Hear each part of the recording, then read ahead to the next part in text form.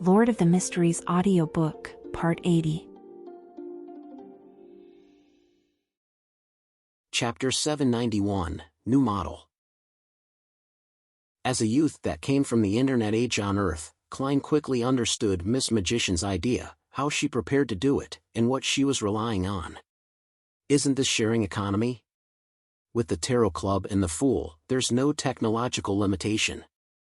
Miss Magician is usually lazy and doesn't have a strong presence, but I never expected her to have sharp acumen on such matters. It also stems from me requesting to borrow the spellbook. Regardless, to be able to quickly be inspired and set up a business model is pretty good. Klein deliberately made the World Gearman Sparrow hesitate for a few seconds before saying, "I might need it this weekend and next week." He was estimating this based on the time it took Mr. Hangman to return from the Abyss Maelstrom to the Roarsted Sea, while also allocating time for him to stabilize his spirituality and replenish his supplies. When the time came, they would join forces to explore the primitive island with many Beyonder creatures. Force hurriedly nodded.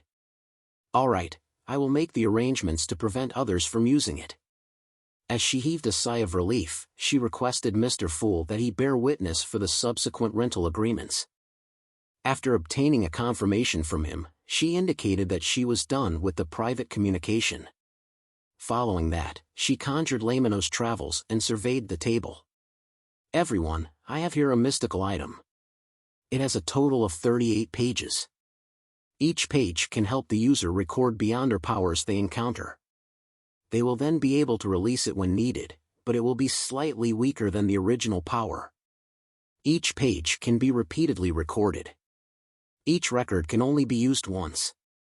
Amongst them, 3 pages can be used to record demigod-level Beyonder powers, but the chances of success are very low. It might not succeed 1 in 10 times. Force simply explain the traits of Laymanos Travels and its negative effects." It lit up the eyes of Audrey and company. With them no longer being novices in the domain of mysticism or the Beyonder world, it wasn't difficult for them to tell the value of Miss Magician's notebook without her making it explicit to them. At the same time, they viewed it as a demigod-level artifact. It resembles a shepherd and the creeping hunger. They allow the use of the Beyonder powers from other pathways, but there aren't as many negative effects. There's also a chance to record a demigod power. Draw my own blood.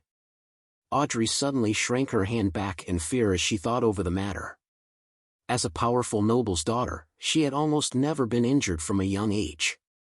Therefore, she had an extreme fear of pain that remained an unknown to her. Taking the opportunity when Force paused, she raised her hand slightly and asked, "Miss Magician, how much do you wish to sell it for?" Audrey believed that her father, Earl Hall, would also be able to recognize the value of Laymanos Travels, so it was certain that she could be reimbursed by him. Therefore, she planned on fully satisfying Force's requirements. She must be lacking money recently, or else she wouldn't be selling such an important and useful mystical item. While Audrey thought in pity, she considered whether she should offer to buy it at a premium. Damn it! Why can't it be put on sale after I return from the primitive island? Alger had a strong interest in Laymanos Travels, but he wasn't able to produce the money or materials needed to purchase this mystical item. £1,300 was money that an ordinary person might not be able to save up even in 10 to 20 years, but compared to an item at the level of Laymanos Travels, it was nothing. It's worth at least £10,000. If I encounter Beyonders that are backed by powerful factions, it wouldn't be a problem selling it for more than £30,000. Alger swept his glance at Justice, who was inquiring about the price, as well as Catalia, who had nudged her glasses, looking as though she was planning to join the bid. He couldn't help but sigh. He didn't believe that the transaction would fail according to his wishes, having it left unsold before he returned from the primitive island. Miss Justice has money, and the Hermit has Queen Mystic and the Moses Ascetic Order. They don't lack money or resources. Sigh. Alger adjusted his seating posture as he looked across the table with a heavy look. Emlyn and Derek were similarly interested in Laymanos Travels, but it was simply interest. They knew that they lacked the ability to provide anything in a fair exchange. When she heard Miss Justice's question, Force realized that she had forgotten to mention the most crucial point. She hurriedly added, "No, it's not for purchase. I'm only renting it. When you need it, you can rent it for a short period which will be witnessed by Mr. Fool." "Rent? You can do that?" At that moment, everyone except Klein and Derek were surprised. Without a doubt, they knew what a rental transaction was, but they never expected it to be applied to a mystical item, much less have it appear in the Tarot Club. This was apparently very doable. It was relatively useful for every member of the Tarot Club, and it wouldn't cost them much while remaining affordable. Furthermore, Miss Magician could slowly build up quite a sizable fortune by doing so, but in fact, the best result was to record beyond her powers. She could gather different kinds of beyond her powers from various pathways in this way, making it far more efficient than seeking the chance to record it on her own. Alger quickly realized the key to the rental transaction as he was delighted. He asked, "How much is the rental fee?" Laymanos Travels corresponds to a sequence 6. It's usually about £5,000, but due to its uniqueness, it costs at least £10,000. Force had built up quite a bit of experience during her time in the Tarot Club, so after some consideration, she said, "Each rental basically starts at £300.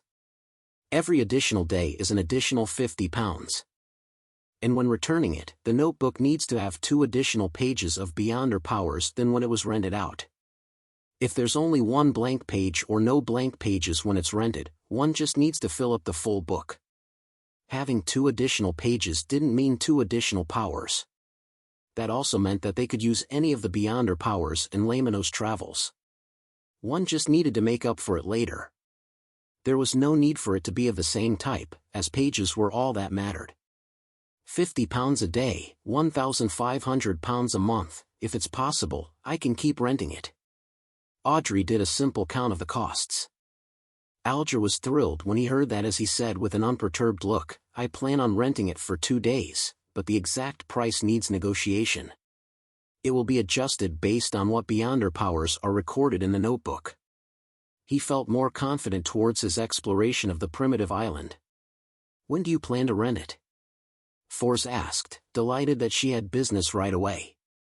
"I'll be renting it for 2 days sometime between this weekend to next weekend." "The exact time hasn't been determined," Alger replied without any hesitation. Force immediately frowned as she said apprehensively, "This period of time has already been reserved for Mr. World." "Reserved for the world? When did this happen?" Alger was surprised as he looked at the other end of the long bronze tail. He soon came to a realization that it had been agreed upon during their private communication. Why would they come to such an agreement? Miss Magician doesn't need to have informed him ahead of time. They had other transactions during the private communication? What kind of communications and transactions would they have? Miss Magician had commissioned the assassination of an Aurora Order Oracle. The world had accepted the mission, and one of the traits of the Oracle is the ability to record and use the beyonder powers of others once. This is identical to Laymanos Travels. Does this mean that the world has already succeeded? As such, Miss Magician is indebted to him, and she hadn't fully resolved it. Now, she came up with this method to pay off the rest? Alger eliminated the possibilities and finally felt that he had found the truth. Without anyone catching wind of it, the world Gehrman Sparrow had already hunted an Aurora Order Oracle, an oracle suspected to be a Sequence 5. This secretly made Alger feel alarmed because he was about to cooperate with the world soon. Thankfully, there's Mr. Fool bearing witness. As a blessed, Gehrman Sparrow wouldn't violate the agreement he makes in front of a god. Alger consoled himself and retracted his gaze from the world. Meanwhile, Audrey and Catalia had recalled the matter of the Aurora Order Oracle from the transactions involving both Miss Magician and Mr. World, as well as how the Oracle's powers were similar to Laymanos Travels, hence, they believed that the world might have already completed the mission. Renting the spellbook was one of the parts to completing the transaction. Emlyn didn't think about such matters, putting his focus on the unavailability of Laymanos Travels this weekend and the following week. In other words, I can borrow it for the next few days. If I have help from this notebook, those two primitive believers wouldn't be able to pose a threat. Emlyn looked around and turned anxious as he leisurely said, "Can I rent it for today and tomorrow?" £400 plus 2 pages of Beyonder Powers, Force directly announced the price. Emlyn nodded gently. "Introduce what Beyonder Powers are recorded first. If they aren't very useful to me, I wish that the price can be lowered because I'll need to waste time recording powers." Force flipped through Lamino's travels and began to give a vague introduction. Door opening. Black screen. Tumble. Teleport. Lightning strike. Float. Flight. Wind blades. Why are there so many Beyonder Powers in the storm domain? The world has used it before. He recorded the Beyonder Powers corresponding to See God from Mr. Fool. When I return to the cathedral, I should find out what recently happened in Backlund. That oracle couldn't have died without a trace. As Alger listened, he began thinking of investigating the matter. Chapter 792, The Fool's Authority. The hermit similarly thought of the world Gehrman Sparrow from hearing the Beyonder Powers which were recorded in Lamino's travels. I wonder if I can pay a certain price to get the fool to showcase demigod powers of the storm pathway as well as his domain. This will be better than seeking the help of the Moses ascetic order. That will make them know of my possession of Lamino's travels. I should first write to Her Majesty.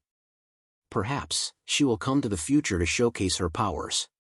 Catalia was increasingly convinced that the spellbook had a value that exceeded its level and was very regretful that Miss Magician was only renting it.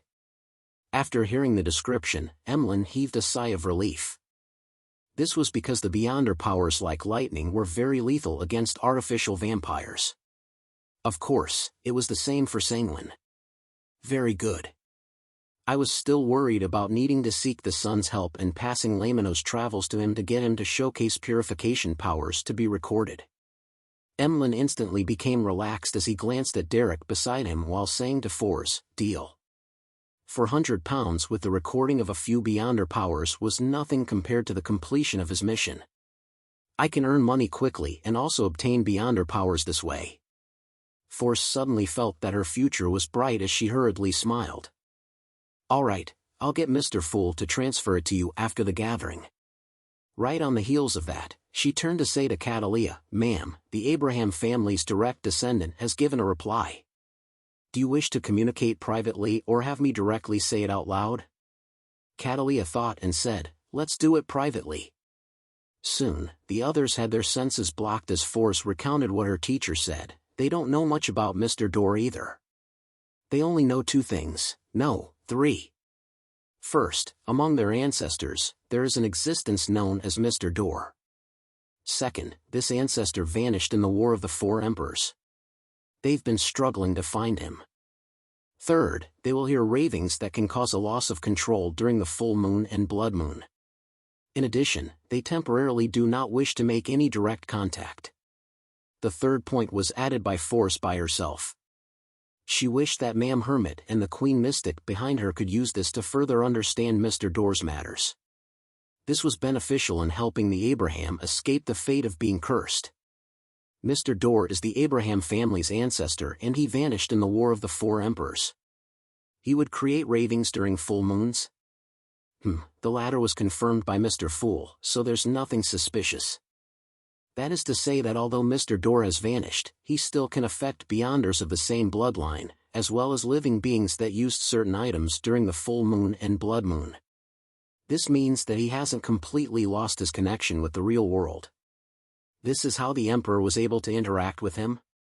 Her Majesty once said that there were members of the Abraham family who worked for the Emperor back then. Catalia had some theories as she gently nodded. If there are any questions, I'll get you to pass them on. I'll pay the remaining £650 today. With £650, along with Mr. Moon's £400, I've made a profit of £1,050 today.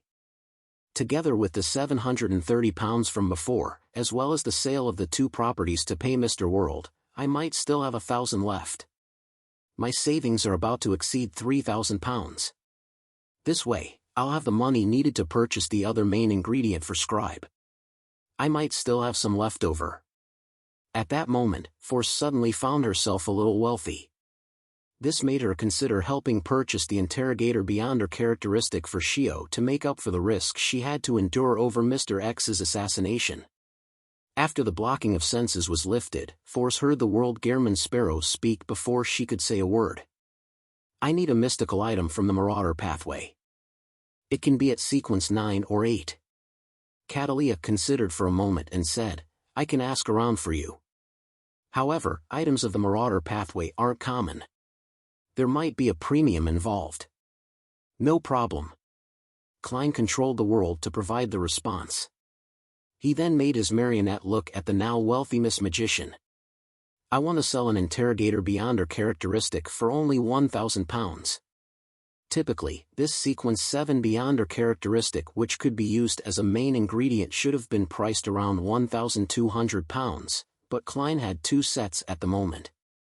Furthermore, considering how he had used Miss Shio's identity to participate in Mr. X's gathering, there was a certain degree of danger he was bringing to her, therefore, he gave a slight discount. It's only 1,000 pounds. That's like a sale at a department store. But why does Mr. World know that I want it? He is Mr. Fool's blessed. The interrogator beyond her characteristic was in his hands, and he is also aware that I can now afford it. Force was stunned for 2 seconds as she nearly forgot to reply. During this process, Audrey held back the urge to engage in shopping, because she knew that Shio needed the item. 1,000 pounds? An interrogator's beyond her characteristic? Catalia seriously thought over the hidden intent behind the world when she heard Miss Magician say, deal. I haven't even made my offer. Catalia mumbled inwardly as she maintained her silence. She could tell that the world and the magician had reached a strange level of understanding on this matter, so she didn't interject. Similarly, she also sensed that something good had happened to the hanged man this week. He appeared more spirited than before, appearing more confident.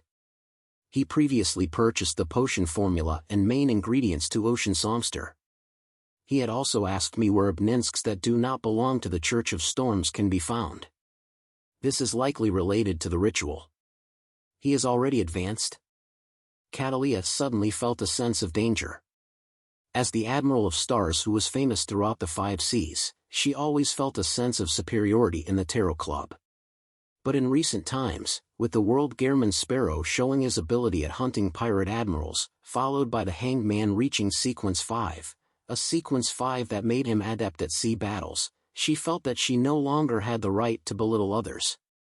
She felt a sense of urgency that hadn't existed in her for a long time. However, I have Sequence 4 ahead of me. It's the boundary between spirituality and godhood. It's not that easy to advance. I still don't see any hope despite preparing for years. Catalia sighed inwardly as she looked at the world Gehrman Sparrow and asked, any chances for the blood of a mythical creature? I've been waiting for you to ask this. The fool Klein smiled while watching the transactions as he controlled the world to hoarsely laugh. That angel got me to ask you what you can give him in exchange for a drop of blood. He emphasizes that it needs to satisfy him. Angel? Mr. World directly contacted an angel? Furthermore, he has convinced the angel to provide a drop of blood. Audrey was first alarmed before her thoughts raced as she turned to look at the seat of honor. She suspected that the world, Mr. Fool's blessed, had contacted an angel that was in service to Mr. Fool. She was like the magician, believing that the world only knew of clues to the location of an angel or its remains. They never expected him to directly converse with an angel. One had to know that the grounded angels were equivalent to the leaders of the 7 churches. Indeed. Alger sighed silently, believing that his guess has been verified. As expected of Mr. Fool's blessed. Catalia held back her surprise and shock as she pondered. May I know what pathway this angel is from? The world surveyed the area and said, Monster. Monster, which means it's an angel from the Fate pathway. It's no wonder Mr. Fool's honorific name has the words King of Yellow and Black who wields good luck.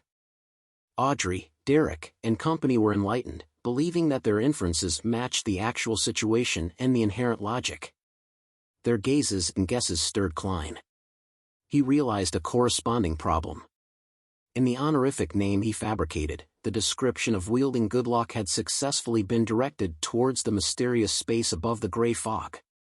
Is this related to why the people from the fate pathway can see my uniqueness? Could this be related to why the Snake of Mercury, Will-o-Septon, took the initiative to establish friendly ties with me? In my honorific name's 3 lines, the first line is a description of my inherent self, and the second is about the corresponding divine domain. Only the third line involves the authority. Wields good luck. Of course, the Fool itself can also contain a certain amount of authority. Klein suddenly felt that he needed to find an opportunity to communicate with the unborn fetus. However, he suspected that the paper crane would tear at any moment. This was because just erasing the original content was already a rather precarious process. At this moment, Catalia said, "Thanks for your help. I will seriously consider it and give you a response as soon as possible." She planned on consulting Queen Mystic to see if there were any conditions that would entice an angel from the fate pathway. With the conversation between the world and the hermit ending, the transactions came to a formal end. The tarot gathering then proceeded into a period for free communication. Force thought for a moment and looked at Emlyn. "I'd like to remind you of 2 things. First, be familiar with the powers on each corresponding page. It will be very dangerous if you were to flip to the wrong page and use the wrong power in combat." Emlyn scoffed immediately as he said, "I'm very confident in my intelligence." Force didn't speak further and switched to mentioning, a serious case involving Beyonders happened in East Borough. The surrounding region is on high alert. If you plan on carrying out any operations, take note of that. Emlyn viewed this piece of information with great importance as he asked, "Are you aware of what happened?" Chapter 793, Surprise Visitor. Upon hearing Mr. Moon's question, Force nearly blurted out, "Of course. Better than anyone else. I'm just not too aware of the details." However, she controlled her mouth in time as she apprehensively looked at Mr. World. At the same time, Alger, Audrey, and Catalia vaguely guessed that the serious matter that had happened in Backlund's East Borough was the assassination of the Aurora Order's Oracle. Based on the inferences they had before, it was done by the world.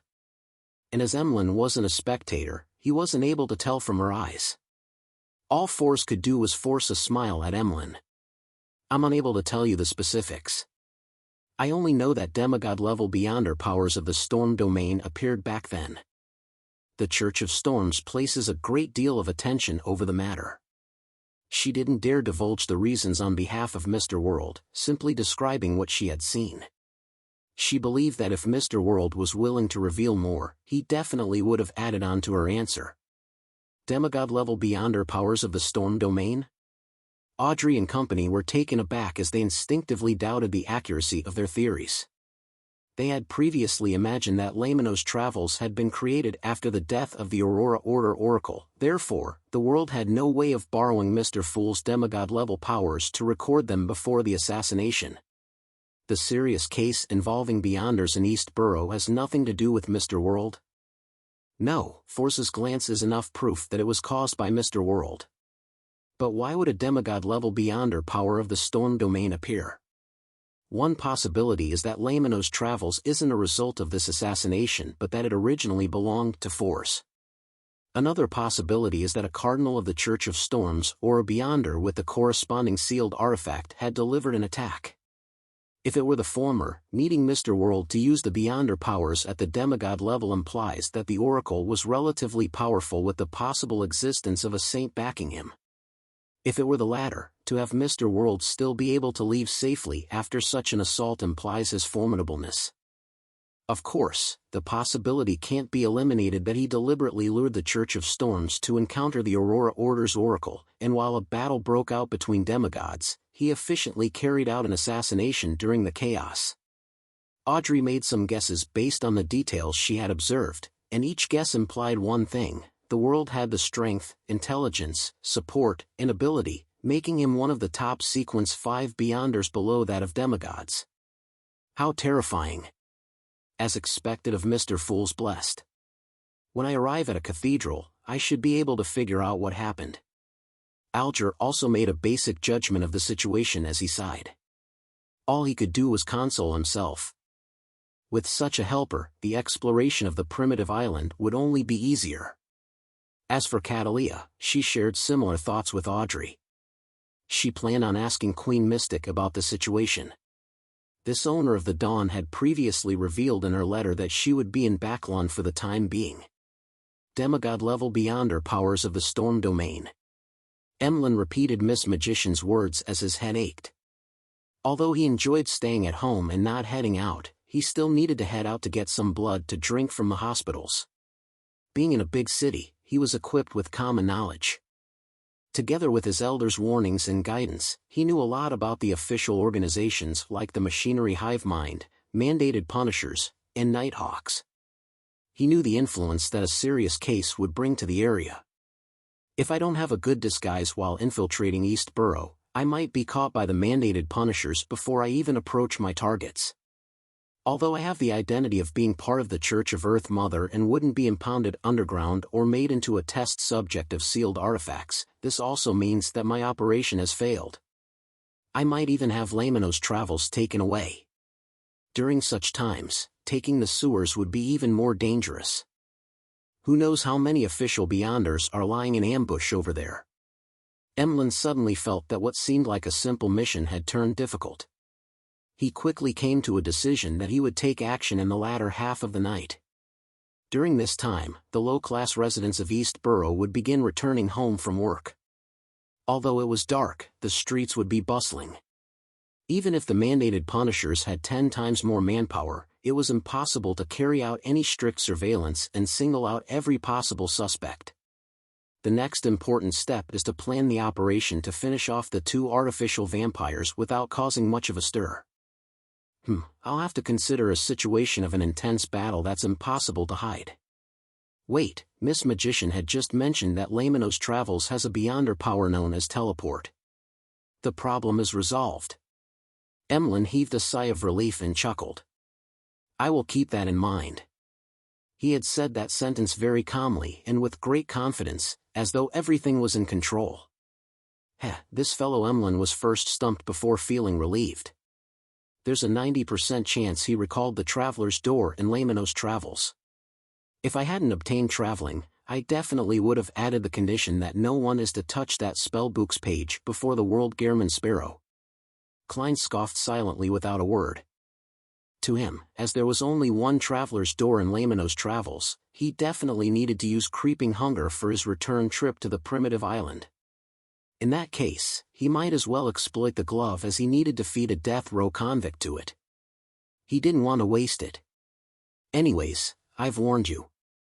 Force didn't speak further, wishing that everything would go smoothly for Mr. Moon. At that moment, Alger turned to look at Little Sun. Are you still in the City of Silver? Yes, my recent mission is to acquaint myself with my powers and patrol the surrounding area, Derek replied honestly. Alger thought for a moment before saying, has that shepherd elder not looked for you recently? No. Derek paused. The 6-member council seems to be busy with the former chief's mausoleum. As for what it is, I'm not privy to the information. Klein had heard Little Sun mention of the former chief of the City of Silver. It was said that he had built a mausoleum that reached deep underground before moving into it, and he hadn't appeared again.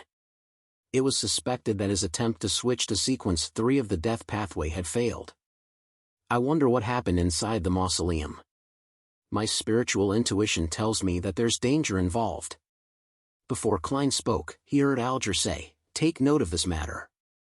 To investigate the former chief's mausoleum at such a critical moment means that it's something important. It might bring you danger. Okay. Derek nodded strongly. I'll do my best to figure out the specifics. The exchange continued. As the members didn't encounter much this week, this segment quickly came to an end. The Tarot Club members began teaching the Sun mysticism languages of the outside world as they learned about ancient myths from him. During this process, Audrey was a little disappointed and depressed.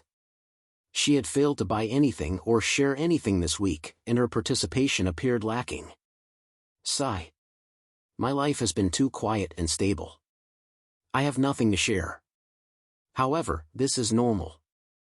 As the daughter of one of the top 3 bankers in the kingdom, a daughter of Eastchester's Earl, if I were to frequently encounter beyonder matters, experiencing alarming and exciting matters every week, that means that the present society and government structure is unable to maintain the order of the beyonder world. It would definitely result in a fundamental change to everything. When I return to Backland, my contact with the psychology alchemists will increase. I'll be able to change this situation. Audrey rapidly became optimistic, and she stood up and bade Mr. Fool farewell. Over the past half a year, she had read quite a number of useful books thanks to Susie.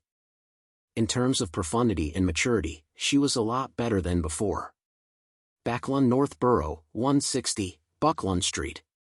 After ending the Tarot Club, Klein walked to the attached balcony to his bedroom, and he looked at the surrounding environment, which was filled with vegetation. With Miss Magician's attempt to rent out Lamino's travels, there will be more of such Tarot Club transactions in the future. They might not have realized that their own beyonder powers can be sold. Once the rentals happen more frequently, someone will ultimately request someone to help record a particular power. When the time comes, I'll be able to supply beyonder powers of various domains thanks to the numerous mystical items I have. It won't be too expensive, but it's long-lasting, and it will often be in demand. I wonder who will be the first to muster their courage to seek the Fool for help, hoping that a demigod power can be recorded. This needs to be a fair exchange, and a sufficient price needs to be paid. If no one dares take that step, afraid that it's blasphemous, I can let the world be an example. After all, Mr. Fool has shown his friendliness and casualness from the beginning. As long as no mistakes are made, similar transactions can be made. Having the precedent of punishing Ma'am Hermit, I don't believe anyone will belittle the Fool as a result. They would be honored, delighted, and fearful. Klein thought about the Tarot Club as his thoughts wandered, filled with anticipation towards the trade of beyonder powers in the future. At this moment, he heard knocking at the door. "Please enter." Dwayne Dantes with his gray sideburns turned around and said. The doorknob turned and the door opened. Butler Walter in his white gloves walked in and said respectfully, "Sir, Ma'am Mary from the National Atmospheric Pollution Council is here to visit you. Do you wish to meet her?" Mary Schott? The major shareholder of the Klein Company, the lady who got me to investigate her former husband's adultery? Why is she here? Don't tell me that Dwayne Dantes has caught her fancy. Klein was slightly puzzled as he nodded with a smile. It's almost tea time. Let's have it a little earlier. All right, I will invite Ma'am Mary to the activity room on the second story. Walter easily understood his employer's intentions. Klein nodded slightly without saying anything else. With the help of his valet, Richardson, he wore his coat and went down to the second story. Soon, he saw Ma'am Mary with her tall cheekbones in the activity room. This lady was dressed in a dark blue dress with elegant accessories in an ostentatious but restrained manner. Compared to last year, she appeared more classy and with a higher temperament. Good afternoon, ma'am. I've always been considering finding a time to visit you. I would wish to hear about your investigations on Backland's atmospheric pollution. Klein took the initiative to speak politely. Mary replied with a smile, "Unfortunately, I didn't manage to wait for it." After exchanging a few words of pleasantries as they talked about the recent weather, Klein sat on a single-seater as he raised his porcelain teacup. "Ma'am, you seem to have something troubling you?"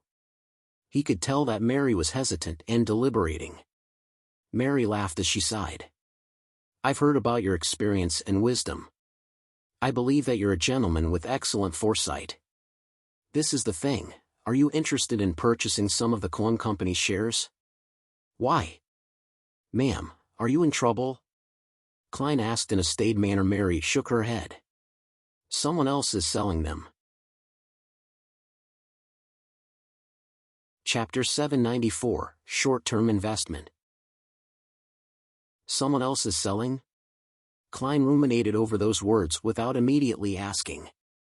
After the servant placed the silver 3-layered tray down for high tea and left, he said with a smile, "Ma'am, why don't you purchase it yourself?" Even a blind person knows that LotM will place more attention on environmental pollution in the future. Therefore, the coin company, that deal with anthracite and high-quality charcoal, definitely has a promising future. It being worth £500,000 or even £1 million wouldn't be a fantasy. Of course, the premise is that the company's management can keep up with the corresponding expansion. In such a situation, the acquisition of shares in the coin company is definitely a profitable business. If I were you, I'd take it for myself, no matter how much debt I get myself into. Mary used 2 fingers to pick a cucumber sandwich from the bottom silver tray, took a tiny nibble, and slowly chewed before swallowing it down. With this as a buffer, she finally organized her words. Ever since the law to fix atmospheric pollution was passed, the coin company has been rapidly developing. The faces of the shareholders have begun changing. As you know, people who have their sights on money will often have good business sense. And behind them, there are usually some powerful figures at play.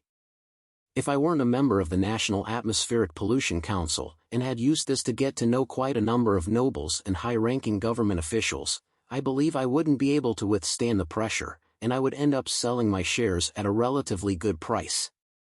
I would then leave the stage with a considerably good profit. But even so, most of the shares will quickly concentrate, and I'll quickly lose my status as the highest shareholder, losing control over the company's direction. This is something I inherited from my father.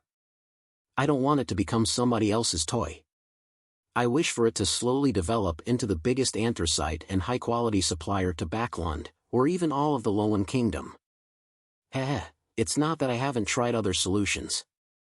I've pledged my shares and sold my property, investing a large sum of my liquidity into it, absorbing 15% of the shares in secret, as well as requesting friends that I can trust to help. I've obtained a total of 10% of the shares, and together with the 20% I originally had, I hold 45% in total. The current situation is that a minor shareholder suddenly decided to liquidate his 3%, and my friends and I temporarily do not have the money to acquire it. This is a commercial war. This was a first for Klein, who was accustomed to dealing with beyonders. He found it fresh but also unfamiliar. He similarly reached out his hand and selected a sandwich which had high-quality turkey at the bottom of the 3-layered tray. As he ate, he contemplated for about 10 seconds and said, "The shares that you acquire later can also be pledged, right? There won't be enough time. The other party has already provided an offer, and the transaction can be closed at any time," Mary said as she finished the food in her hand. Klein leaned back into his sofa in a relaxed manner. "Why did you come to me?" Upon hearing the question, Mary heaved a slight sigh of relief. "First, you must have brought quite a sizable amount of money to Backland. You wouldn't need to raise funds through different means. Second, you just came to Backland, so you aren't deeply involved with the other party or in other aspects. This also means that I'm not afraid that you would violate the terms of the agreement. Even if you choose to align with them, you'll have to consider if it's worth violating the law. Third, although we've only met once, I believe you are a very dignified and knowledgeable gentleman. Your praise is leaving me a little embarrassed. However, it also means that my acting performance as Dwayne Dantes is effective. At the very least, everyone knows that he's a middle-aged gentleman with foresight and competence, with plenty of money that he has nowhere to invest. Considering the original £16,493 and Miss Magician's £6,000, as well as the £48 provided by Mr. X, I have a total of £22,991 and 5 gold coins. Even if I deduct the £5,987 I owe Miss Messenger, I'll be considered a true tycoon. Many people with assets worth £100,000 might not have that much liquidity." Klein couldn't help but do a count of his wealth as he asked with a smile, "Ma'am, what do you wish for me to do?" Mary sipped some tea and said eloquently, "Acquire the 3% shares. But before that, I'll sign 2 contracts with you." The first contract stipulates that I'll forcefully purchase the shares from you in 3 months and buy it at the highest price over this period of time. The corresponding tax will be shouldered by me. The second contract stipulates that we act in concert. In addition, I will make you a member of the board of directors for the coin company. You will enjoy the corresponding perks as you monitor the company's development. This will help you be integrated even better into high society. Sounds like a sure win.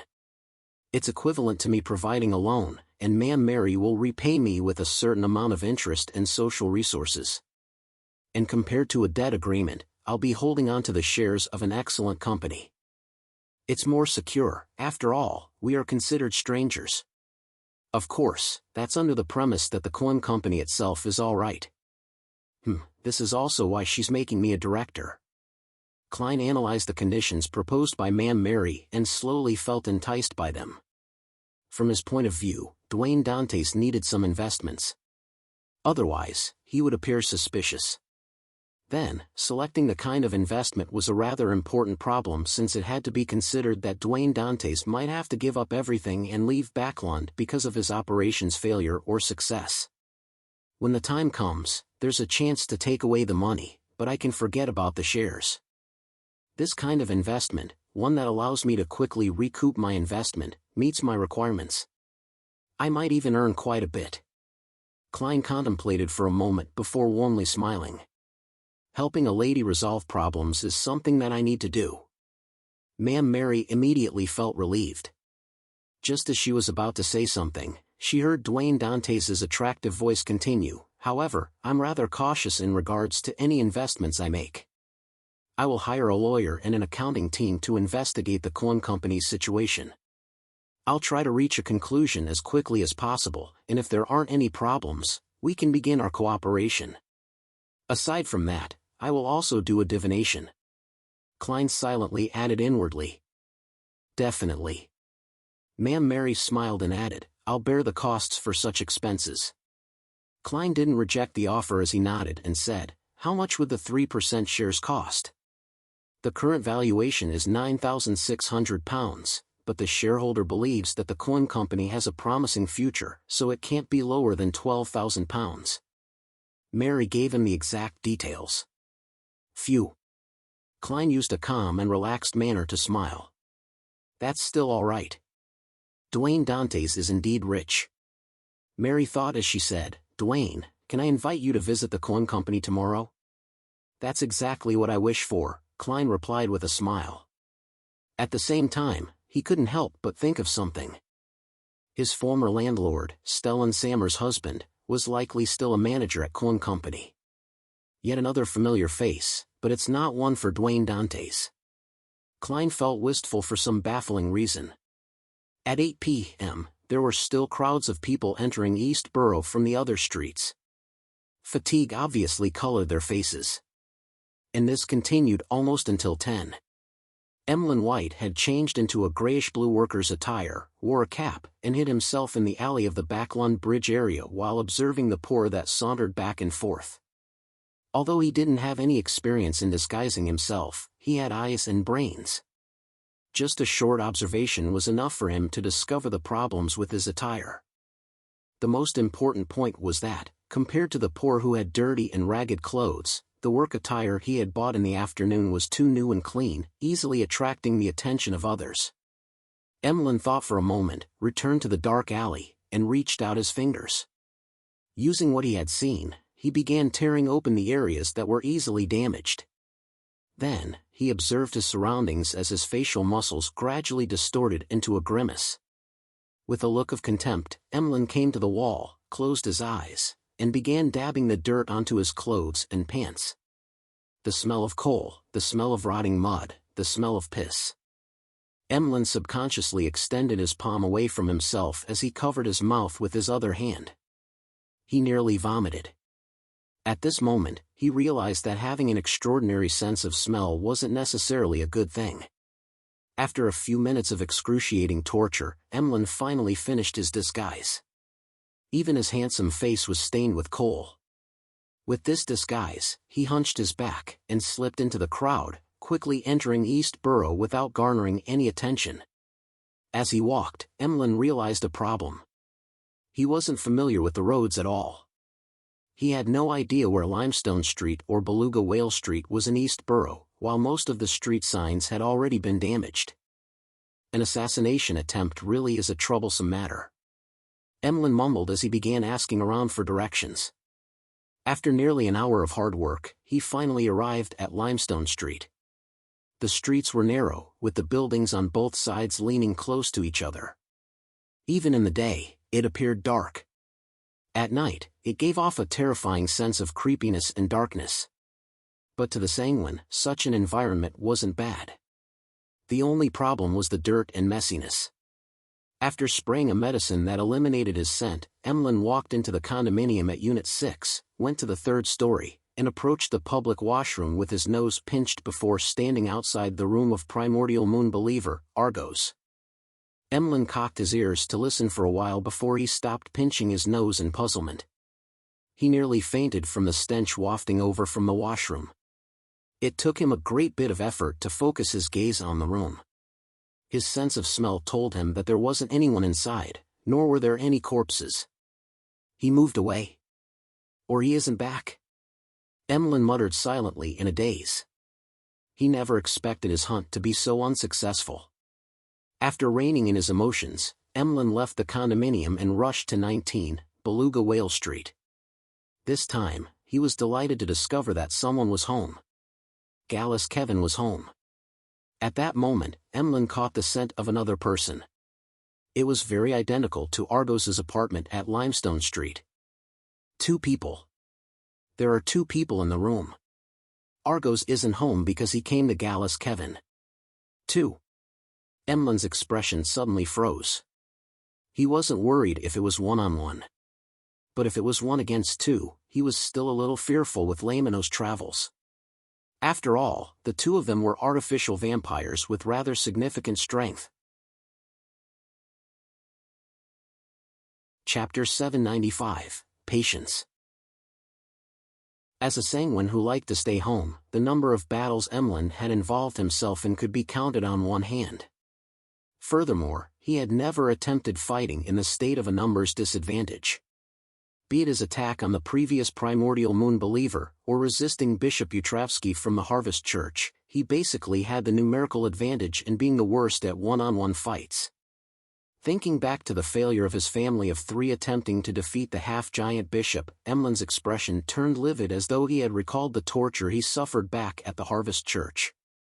As there weren't many residents living here, and with Gallus Kevin having sharp senses as an artificial vampire, he didn't dare stay outside the door for too long. He quickly walked past the area and walked to the end of the corridor and hid in the shadows. What should I do next? Emlyn leaned against random objects that blocked the crimson sunlight as his thoughts rapidly whirled in an attempt to find a solution with his pitiful amounts of experience.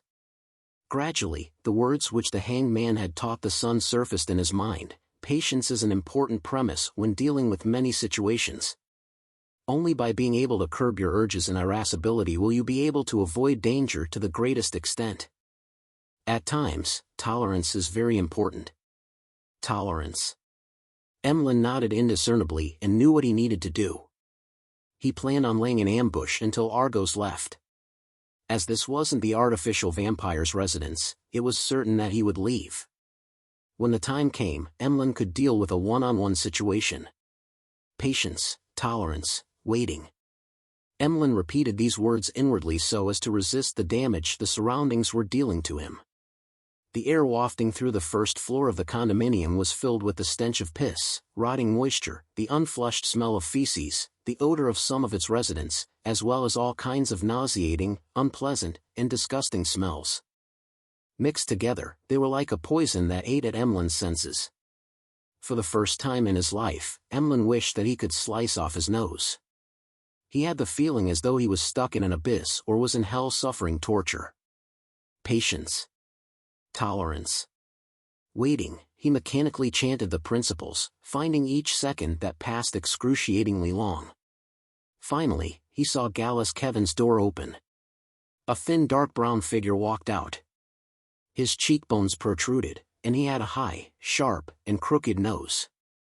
He was none other than the primordial moon believer, Argos.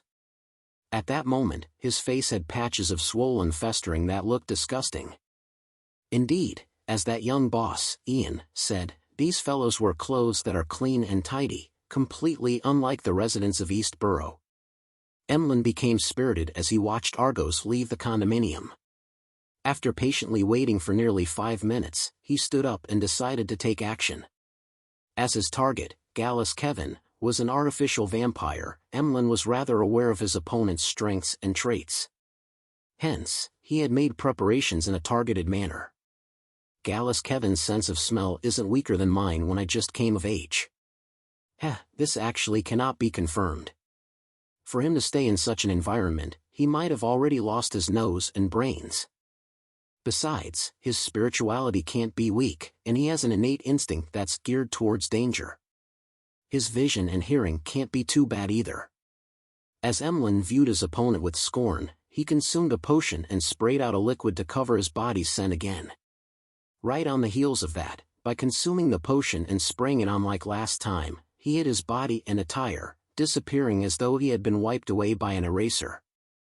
In a dark, uninhabited corner, a palm-sized notebook which was bronze green in color had suddenly appeared out of thin air, as though it had passed through a transparent screen. It began flipping itself almost silently before fixing onto a white page that was filled with astromancy symbols. As these symbols vanished, the surroundings brightened up a little. This was the disruption ability of an astrologer. Then, Lamino's travels was retracted, disappearing inch by inch as it was completely concealed by the invisible screen. Prepared, Emlyn recalled his plans. He lightened his footsteps and silently arrived outside Gallus Kevin's apartment without approaching the door. The notebook appeared out of thin air once again before being flipped to the door-opening page. An illusory sound immediately resounded in Emlyn's mind as it prompted him to reach out a hand towards the wall. At the same time, Emlyn cautiously pulled back Lamino's travels into his clothes, using his invisible coat to hide it. When Emlyn's palm finally pressed the wall, he saw a ghostly blue, incorporeal, blurry door appear before his eyes. It was embedded in the wall, but it also showed signs of masonry at the bottom. Cocking his ear to hear the goings-on inside the house, he took a sniff of the air before taking a step forward. He then passed through the ghostly blue door as if he was passing a screen of water. The scene before him changed immediately. It was filled with walls covered in stains and 3 wooden beds on the side, a worn-out cupboard, and all kinds of miscellaneous items. This was the inside of Gallus Kevin's apartment. As for the ghostly blue door behind Emlyn, it had long vanished as if it had never existed before. Cautiously surveying the area, Emlyn caught sight of his target, Gallus Kevin. This primordial moon believer was a good-looking mixed blood. He had long hair that reached his shoulders, and his eyes were a little red, as though he didn't fully acquire the eyes of a sanguine. At that moment, he was sitting by the side of the bed, staring at the door, his thoughts a mystery. Emlyn circled to his side without causing a commotion. He took out Lamino's travels which he ensured was in a blind spot, and he flipped to a page that left his fingers slightly numb. It was a yellowish-brown goatskin page. The surface was filled with all kinds of ancient and distorted symbols and patterns. Together, they constructed a figure that looked like a thin tree with outstretched branches. After adjusting his angle, Emlyn slid his finger across the page. Suddenly, silver lightning illuminated the room as if it was daytime. A sizzling sound was heard as the lightning smote Gallus Kevin on the head, charring the primordial moon believer instantly. His body convulsed as his eyes lost focus. The silver bolts of lightning continued snaking around while Emlyn's figure surfaced behind the frozen target's back. He reached out his right palm and clenched his opponent's neck. Gotcha! He calmly snapped Gallus Kevin's neck and yanked off his head and tossed the body away, eliminating the possibility of letting his opponent heal himself with his strong restorative powers. Pah! Gallus Kevin's headless corpse collapsed to the ground as blood sprayed everywhere. An artificial vampire lost its life just like that.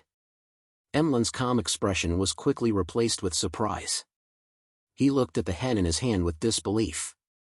he realized that Gallus Kevin didn't realize what was happening even upon death. Fixed in his eyes were pain and puzzlement. It's that easy? It happened like a breeze? Although Emlyn was proud, he didn't believe that he could finish off an artificial vampire that easily. However, reality told him that it was as easy as a breeze. A lightning strike that can cause paralysis, together with my high movement speed, had allowed me to instantly kill my target. The premise is that he's weak to lightning, allowing him to be easily paralyzed. Also, I had interfered with his spiritual intuition ahead of time and avoided attacking him head-on by passing through the wall. Those were key to my success. After a few seconds of surprise, Emlyn recalled the details and concluded plenty of useful experience. This made him truly realize the potency of matching Beyonder powers, as well as the value of Lamino's travels. It's no wonder Mr. Hangman was the first one to have thoughts of renting it. Emlyn reined in his thoughts and looked at the blood that gushed out of Gallus Kevin. His throat couldn't help but move. He hadn't had that much fresh blood in a while. However, he didn't dare drink it. This was because the deceased Beyonder characteristic had yet to appear. The blood would still contain parts of it, and drinking it would easily result in excessive Beyonder characteristics, adding the risk of losing control. This wasn't conducive to his subsequent operations. Emlyn retracted his gaze and surveyed the surroundings. He found a stack of old newspapers in a tiny wooden chest. He planned on using that to store Gallus Kevin's head in. And before that, he sat down and waited for the Beyonder characteristic to appear. 2 minutes later, Emlyn suddenly looked up at the door. He heard footsteps. Immediately after that, he caught the scent of Argos. Why is this artificial vampire back? He returned midway? Emlyn White instantly became a little nervous, unsure how he was going to handle the issue. Thump! Argos knocked on the door from the outside without making a sound. This resulted in an abnormal silence. Emlyn was stunned. He immediately understood that Argos had caught scent of the blood and knew that something had happened inside. What should I do? Rush out and finish him? No, others will see me if I do so. I would then be caught by the official Beyonders. Emlyn instinctively took out a potion and planned on hiding himself again. Suddenly, he had an idea. Exhaling silently, Emlyn placed Gallus Kevin on the bed as he drank an invisibility potion and spewed out the corresponding amount of liquid. Slowly and very gently, he moved to a corner of the room and hid there. This way, it made it seem like the assassination was completed and that the murderer had long fled the scene.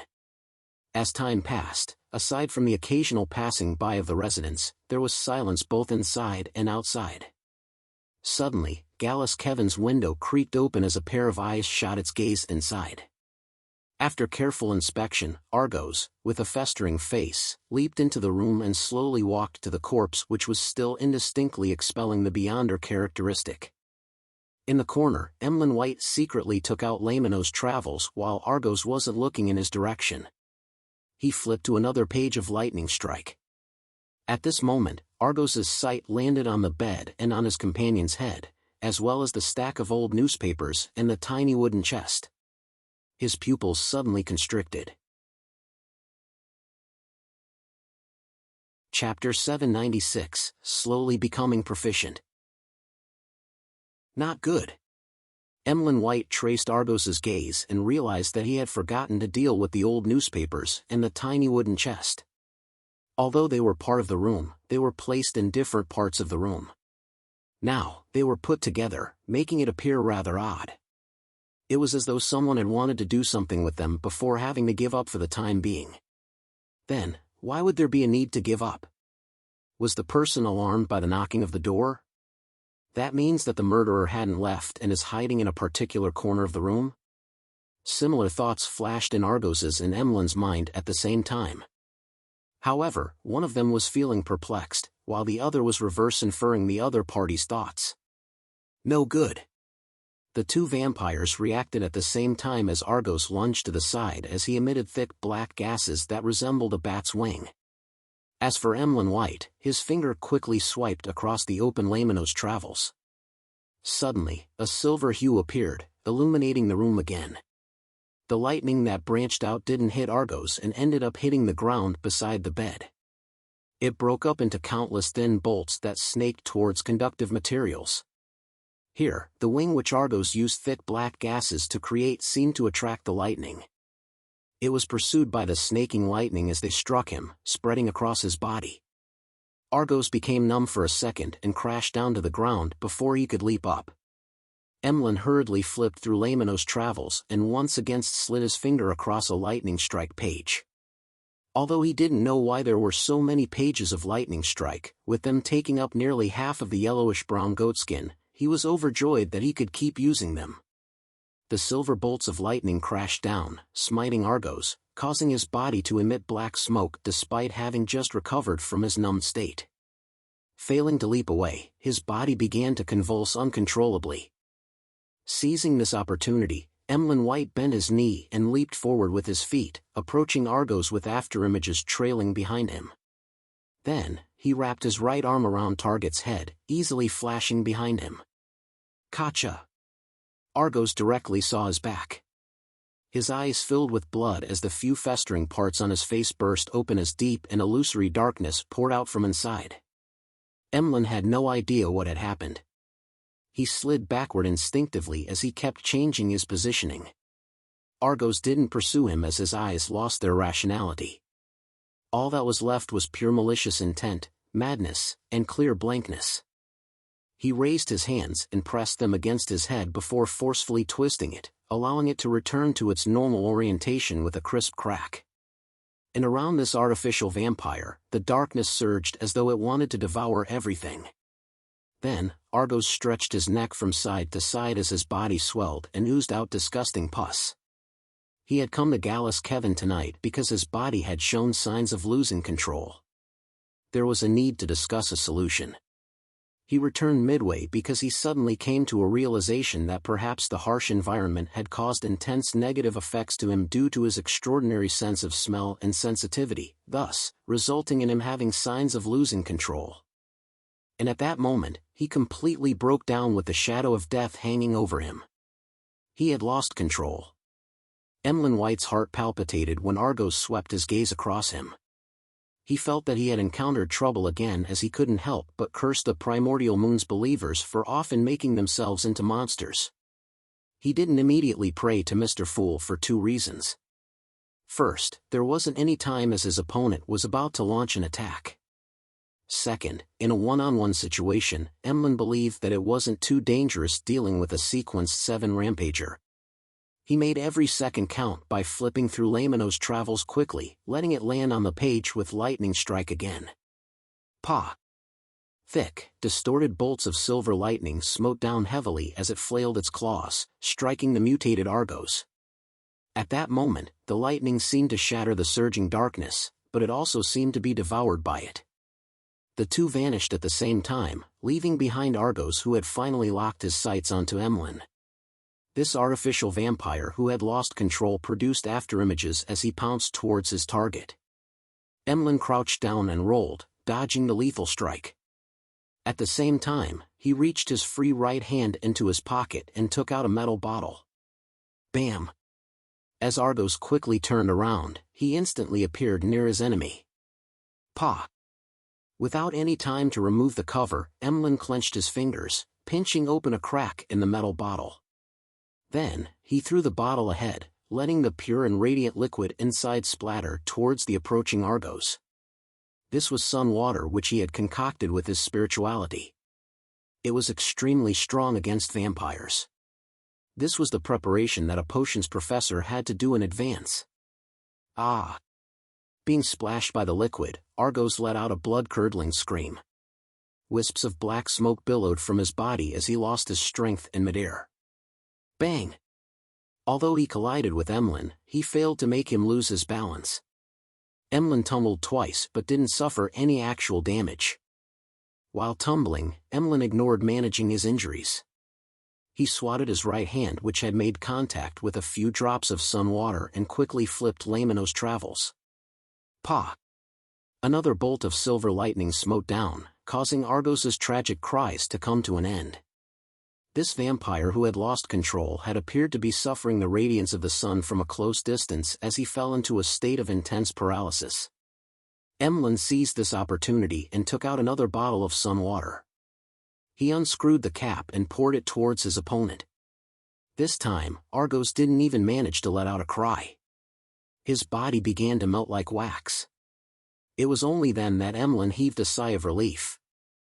He then conjured a thick black fog behind him, turning it into illusory bats the size of a palm as they swarmed towards his target. The black bats landed on Argos, enveloping him completely. Following that, they separated and flew back to Emlyn before vanishing. Argos's body had shrunk quite noticeably, and he finally couldn't hold out any longer. In his half-melted state, he slowly collapsed. Only then did Emlyn raise his right hand to check on the remnant pain. He saw that his palm and a few fingers had wounds that were corroding. However, the flesh inside was rapidly squirming as they healed themselves. "It's over. I actually finished him." Emlyn retracted his gaze and looked at Argos's corpse in slight disbelief. Although this hunt had quite a few ups and downs, he hadn't encountered any real danger the entire time. This made him realize that the existence of the Tarot Club made him far stronger than he imagined. If Argos had checked Gallus Kevin's corpse first and not noticed the newspapers and wooden chest, he definitely would have figured out that I possess beyonder powers like lightning strike. He wouldn't have used wings of darkness while dodging and end up being hit by the lightning.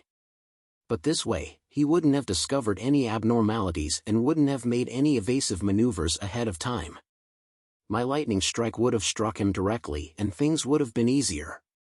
Viewing it from this angle, no matter what happened, I would be able to kill him as long as I didn't make a mistake in my handling of matters. They're really weak. So I'm already this powerful. It's no wonder the ancestor made me join the Tarot Club. This is a gathering that prepares the various races for the impending apocalypse. It's of a much higher level than the other secret organizations. Emlyn tipped his chin up a little as he couldn't help but curl his lips. Following that, he heard footsteps outside, but no one dared to approach. Argos's scream must have alarmed the surrounding residents, but they wouldn't dare enter because they're afraid of trouble. However, someone will definitely report it to the police. I need to clear the scene as quickly as possible and leave. Emlyn retracted his gaze from the door and walked to Gallus Kevin's corpse. From the pooling blood, he picked up an item the size of a fist. It was completely red in color and resembled a heart. It was expanding and contracting slightly, and its surface was translucent. He could vaguely see a liquid flowing inside, and it was none other than the beyonder characteristic of a sequenced 7 vampire of the apothecary pathway. This is my trophy. Emlyn momentarily felt unaccustomed to it. After calming himself, he wrapped the beyonder characteristic in Gallus Kevin's head with the old newspapers and stuffed it into the wooden chest. After placing the wooden chest to the side, he yanked Argos's head whose form looked nothing like before. He then took out another bottle of medicine and scattered in every corner of the room. During this process, Emlyn wasn't flustered at all. It was as though he wasn't worried that the official beyonders in East Borough would rush over. A few minutes later, he picked up Argos's mutated beyonder characteristic, glancing at its surface, which was nearly black in color, and the indistinct human-faced patterns. Behind him, a black gas was emanated. The black gas transformed into countless tiny bats again as they flew within the room. They combined with the potion liquid that had been sprayed earlier, forming a silent black flame that spread outwards. The black flames burned away the blood and corpse, as well as the traces of the lightning strikes. All that was left was a layer of sticky liquid that resembled asphalt covering the different objects in the room. Then, these liquid bodies turned into heavy black bats as they spiraled around Emlyn's body.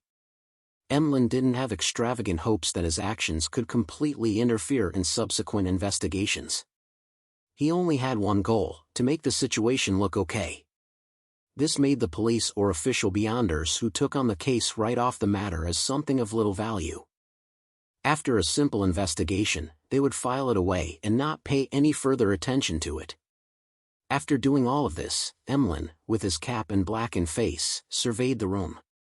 Following that, he bowed slightly at the crimson moon. Meanwhile, he flipped the pages of Lamino's travels and had it stop at teleportation.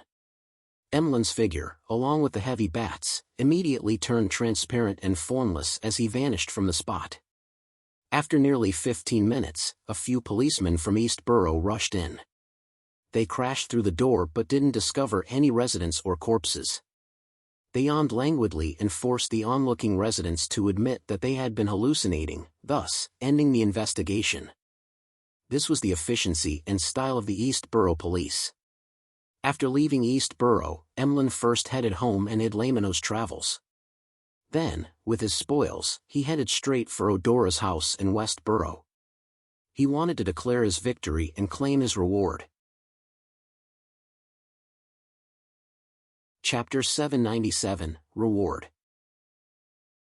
Inside Odora's villa, Emlyn saw Cosme, who was also a baron like he was. This sanguine who seemed like a man in his prime was Nibs Odora's spokesperson. "I'm also a baron, and one that recently achieved adulthood at that." Emlyn mumbled inwardly. He got up from the sofa in the activity room and bowed. "Good evening, my lord." Cosme was just about to say something when his nose twitched. He then cast his gaze towards the wooden chest beside Emlyn's feet. "The smell of fresh blood?" As he asked in puzzlement, he seemed to connect the dots and added after a second of thought, "You killed another target?" Emlyn curled his lips and shook his head. "No." Then, before Cosme could ask further, his smile turned profound. "Not one, but two." "Two?" The middle-aged gentleman was taken aback as he watched Emlyn bend down to open the lid. During this process, Emlyn's facial muscles winced a little as this series of actions had touched the wound on his right hand. Holding back the change in his expression, Emlyn allowed his arm to hang down slightly, allowing the chest to tilt and reveal its contents to the sanguine baron opposite him. Two charred, bloody heads were stuffed inside a pile of old newspapers. By the side were two transparent objects which resembled hearts, one red with vitality, and the other nearly black. This impactful scene was reflected in Cosme's eyes as he looked up in surprise, staring at Emlyn blankly as he blurted, "You did this?" Although he had only managed to recognize one head being Gallus Kevin's, but the two vampire beyonder characteristics couldn't be faked. Emlyn put down the wooden chest and allowed his right hand to hang down naturally. Surreptitiously, he flicked his right hand very slightly along the corners of his trousers as he replied with a smile, "Of course. This is the thing, after receiving the £7,000 reward back then, I bought a particular baron's legacy at a particular beyonder gathering. With it, I advanced. I don't wish to use money to satisfy the murderers who hunt us sanguine, but I didn't wish for this legacy to land in the hands of others. Besides, the seller wasn't necessarily the hunter." Taking this opportunity, Emlyn revealed the fact that he had already become a baron. Furthermore, every word he said was the truth. This was a technique he had learned from the Tarot Club. "I long knew that you were a baron. Do you think your frequent purchases of all kinds of items with spirituality and the borrowing of books that explain potions would go unnoticed? If it weren't because of certain factors, we would have questioned you long ago. What I'm surprised about is your combat ability. You don't even have a single mystical item, and with you only wishing to buy dolls, it's not easy to hunt two artificial vampires without causing a commotion, even for a baron. Even I would need to make plenty of preparations and acquire detailed intelligence before it's possible. Without anyone noticing it, Emlyn is already this strong?" Cosme Odora couldn't help but lampoon as he revealed a fake smile. "So that's the reason. Emlyn, why did you hide it from us? Don't you wish to be addressed as Lord by the other sanguine?" Emlyn glanced at the sanguine's expression and tilted his chin. "I was planning on telling everyone, but since there was the hunting competition, I decided to give everyone a surprise. Cosme, I've already hunted 3 of the primordial moon believers, and you gave 5 targets. Does this mean that I've won?" He couldn't wait to change his form of address from Lord to Cosme. Cosme's eyelids twitched as he chuckled. "Yes, that's right. You can ignore the 2 other targets. Leave it to Russ Bathory and the rest. This way, they might still be eligible for a consolation prize." Having said that, Cosme found his attitude a little too cold, so he hurriedly asked in concern, "Were you injured?" "A little." Emlyn raised his right arm and stretched his fingers. To be frank, on his hunt that night, the worst injury he suffered was after he teleported out of East Burrow. He had ripped apart his skin to wipe his blood across the cover of Lamino's Travels. Cosme didn't develop the topic as he said after a few seconds of silence, "Congratulations on being the victor of this hunting competition. You will receive 2 prizes. First, if there's a chance to become a Viscount in the future, you will enter the final list of candidates, receiving free help for the ritual. Second, you will obtain a mystical item. It's a ring personally created by the ancestor. Although it doesn't contain any godhood, it possesses potent and very mystical powers. As the ancestor didn't name it, we all call it Lilith's ring. Also, according to convention, these 2 Beyonder characteristics will belong to the entire Sanguine race. This way, we might be able to have 2 more newborns, and you would receive £3,000 in cash in return. A ring personally created made by the ancestor. Although Emlyn was somewhat disappointed that the reward wasn't a Viscount's Beyonder characteristic, with it only being candidature and a free ritual, the ring made by Sanguine ancestor Lilith herself was enough to put things right.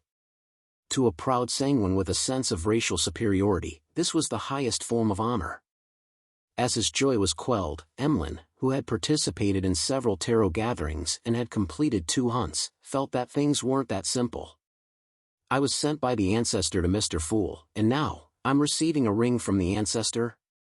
Isn't that too much of a coincidence? Emlyn thought for a moment and couldn't figure out the answer. He finally decided to pray to Mr. Fool later, describe the entire situation, and see what advice he could give him. Noticing that Emlyn's joy had subsided and that he had remained silent for more than 10 seconds, Cosme cleared his throat. "That ring and the cash will be given to you tomorrow. When the time comes, I'll summon Russ Bathory and company, officially announcing their victory in this hunting competition. Then, the ring will be given to you." "No problem." Although Emlyn lacked the experience in such matters, he knew that rewards couldn't be given in private. It needed to be given in front of all the participants. Without staying any longer, he bade farewell and left Odora's villa in a rental carriage. As the carriage slowly drove off, Emlyn took a look at the crimson moon which was hanging silently in the sky. His mind gradually calmed as he couldn't help but recall everything that happened that very day. From that, he concluded lessons and gained experience. Finally, he began counting how many Beyonder powers he needed to record onto Lamino's Travels. "I used all of the 5 lightning strikes. 1 teleportation, 1 door opening, 1 astromancy. A total of 8 times. In addition to that, I need to pay 2 additional powers, making it 10. This will be a little difficult. There are some Beyonder powers that probably can't be recorded, for example, my self-recovery powers. I can only repeat them. After I obtain the ancestor's ring, I can try recording the Beyonder powers it possesses." Lilith's ring? Above the gray fog in the palace that looked like a giant's residence, Klein sat in the high-back chair belonging to the Fool as he quietly pondered over Emlyn White's prayer. He had originally imagined that he would be woken up in the middle of the night, having to provide a particular inexperienced vampire help, but to his surprise, Emlyn had finished everything by 11 and had even submitted the mission in. Back then, Emlyn prayed to the Fool because of a revelation from the ancient god, Lilith. Now, he has received her ring. Regardless of who Lilith is, I need to be wary and observe. Klein seriously contemplated for a few seconds before replying to Emlyn's prayer in a staid manner. "When praying to me or participating in the gathering in the future, take off that ring." After giving his instructions, Klein returned to the real world. Without worrying about being woken up in the middle of the night, he slept till daybreak. After breakfast and taking a rest, it was time for his etiquette lessons with Wayana. It was a special lesson for the ball he was hosting at his residence on the weekend. Wahana's soft black hair flowed as the ends of her dress twirled while she led Dwayne Dantes into familiarizing himself with the opening dance. In the brisk and comforting music, this etiquette teacher suddenly said, "I heard Ma'am Mary visited you yesterday afternoon?" Yes. As Klein poignantly reflected on how there weren't any secrets in the world of social networks, he nodded frankly. Wyanna nodded gently and said after 2 seconds of silence, I heard that Ma'am Mary has pledged all her shares to the bank to borrow a large sum of money. This is a warning for me to be careful, so that I wouldn't fall into a scam. The help I previously provided had not only allowed me to quickly enter the social circles in Buckland Street, but it has also continuously brought me benefits. However, Ma'am Mary's pledging of shares was to secretly acquire more shares. Klein listened in silence before revealing a warm smile. Thank you. He paused and added, I believe in the character of every friend, but in the field of business, caution is forever the first principle. I've already gotten Walter to hire an independent lawyer and accounting team to perform the due diligence, and come up with a proposal that can protect my interests and avoid taxes in the best way possible. Before that, I won't make any decisions. Wyanna raised her head a little and looked into Dwayne Dantes' deep blue eyes before suddenly sighing with a laugh. You truly are a wise person. Klein originally wanted to attribute it to maturity, but thinking back to how Wahana's husband had previously been in a scam over his cloth, and he had only managed to reduce his losses thanks to him, such an answer easily made her imagine things and make comparisons. Since it would appear like a mockery, he changed his excuse and said with a chuckle, my wisdom comes from the lessons I've received in the past. It's hard to imagine you being duped. Wyanna chuckled as she lowered her head. Is it due to all your experiences that you can appreciate the different kinds of charms for all kinds of ladies? When is this rumor ever going to end? Klein said with a helpless smile, every flower has something beautiful about it. After familiarizing himself with the entire process and the corresponding dance, Klein walked Wyanna out. Together with his valet, Richardson, he took up Ma'am Mary's invitation and headed for the coin company in Sherwood Borough. Chapter 798, Revisiting an Old Haunt. Sherwood Borough, outside the coin company. When Klein alighted from the carriage, he looked around as if he had never been here before, as though everything had a strong sense of novelty. In fact, he wasn't a stranger to the area. He knew that opposite the street was the Gardley department store where the middle class enjoyed patronizing, and that there was a shop not far away that was famous for its specialty desi pies. He had once spent a considerable amount of time here waiting for Daraga Gale to tail him so as to obtain evidence to his acts of adultery.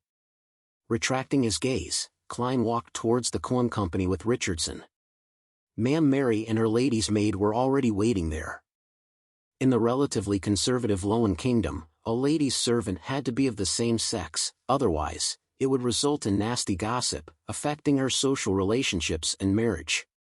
Therefore, even though Ma'am Mary's lady's maid needed to play the role of her secretary to a certain extent, with her understanding societal etiquette, commercial knowledge, and having a certain level of negotiation skill, all she could do was select from women with good education or with relevant working experience without considering any men.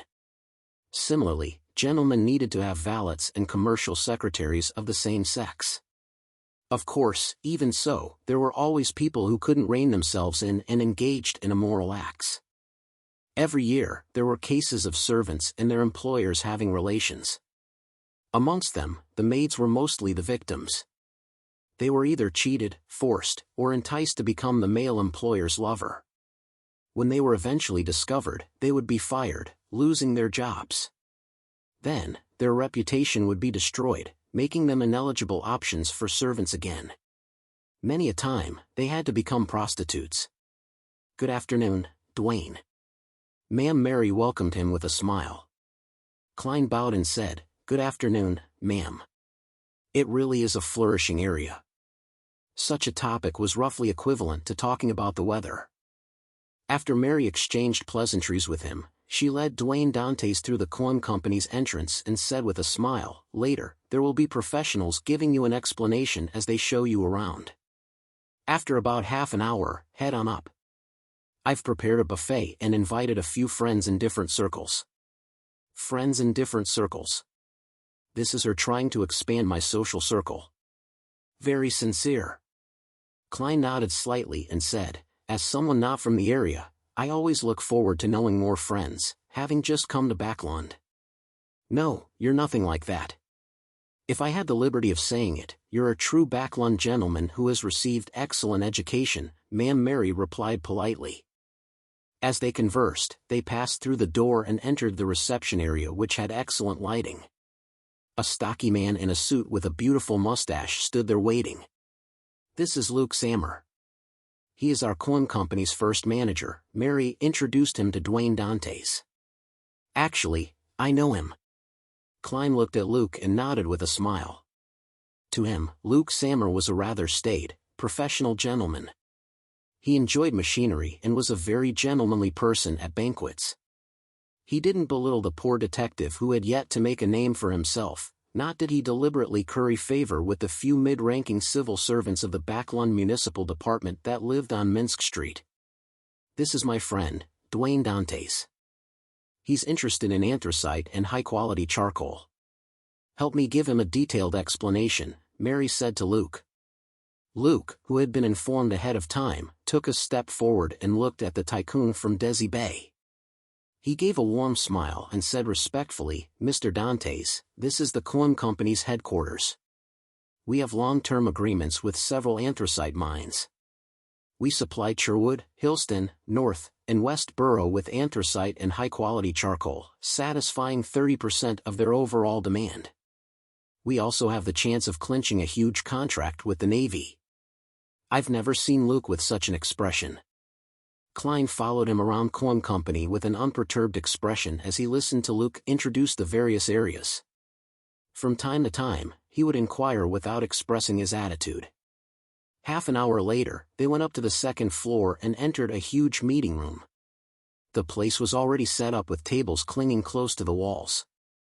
Plates of food were randomly placed on them, with mainly ham, smoked meat, sausages, bread, salad, cakes, pudding, and other cold dishes. However, there were a few hot dishes. Just as he stepped in, Dwayne Dantes was introduced to two men who were talking close to Mary. This is reporter Mike Joseph from the Daily Observer. This is an excellent surgeon, Dr. Aaron Series. In Backlund, you will often need them. As Klein listened to Mary, he smiled at the two gentlemen, the corners of his lips nearly twitching. These are all friends I'm very familiar with. Well, I'm even more familiar with the fetus in the womb of Aaron's wife. Why does that sound wrong? As Klein lampooned, he patiently waited for Mary to introduce Dwayne Dantes to the two men before politely greeting Mike and Aaron. Mike Joseph didn't look much different from last year. He had thin brows, rough skin, and charming blue eyes. As for Aaron Series, although he was intrinsically a cold and reserved person, he didn't make it obvious. Everything that happened in the recent half-year had been smooth for him. In terms of mood and confidence, he was riding a high. Upon hearing that Dantes was a tycoon from Desi, Mike took out his name card and handed it over with a smile. You don't mind me advertising, right? If you wish to publish an advertisement, find me. Be it the Daily Observer or the Tussock Times, I can provide you with a discounted price. As he spoke, Mike winked, indicating that he was joking. You are nothing but a reporter with all these fake identification documents. Why didn't you mention the discount price advertisements to Sherlock Moriarty in the past?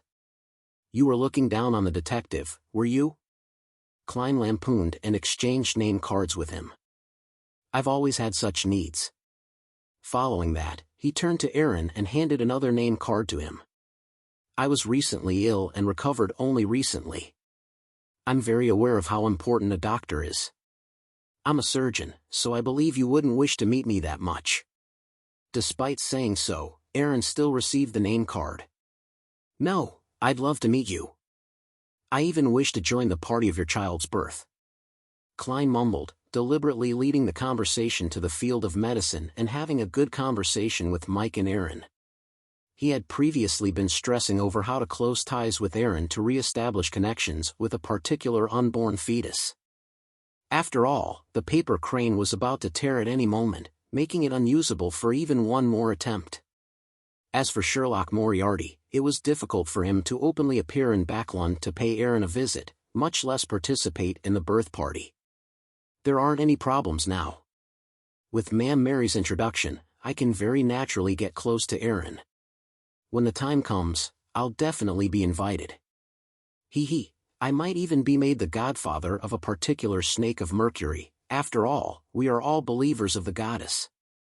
Will this make a particular fetus angry? I'd better be careful. I definitely wouldn't mention this unless Aaron mentions it. Klein thought in delight. He skillfully held himself back without appearing overly passionate on their first meeting.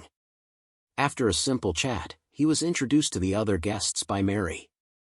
During this process, Klein didn't forget to get some food and water, making him appear to easily adapt himself to the environment. After completing a round, Mary stopped and said after some deliberation, "Everyone here is my friend.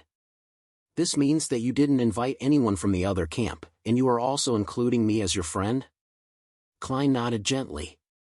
"I probably shouldn't ask as a gentleman, but as a businessman, I need to know who is the person, or who are the people, vying for the coin company's controlling share rights." Mary fell silent for 2 seconds. Baron Sindras and his friends. They wish to publicly list the coin company and earn the sky-high evaluation that will eventually happen. They're completely unconcerned with the company's future development. Baron Sindras, one of the richest men in Lowen. By donating to the Conservative Party, he became an aristocrat and is a banker, factory owner, and a powerful businessman. It's hard to tell where he stands, so even though he relied on the Conservative Party to obtain his aristocratic title, he's more aligned with the new party while being biased towards merchants. Klein thought and asked with a smile, "Why didn't you get that Mr. Hall to help? His father is a powerful noble and banker. He should be able to provide you with the necessary help." Mary said with a wry smile, "Mr. Hall doesn't wish to involve himself in this matter. He claims to be the chief secretary of the National Atmospheric Pollution Council, so he can't be involved in commercial activities that deal with anthracite or charcoal. A man whose true ambitions lie in politics. However, he probably doesn't wish to be at odds with Baron Sindras.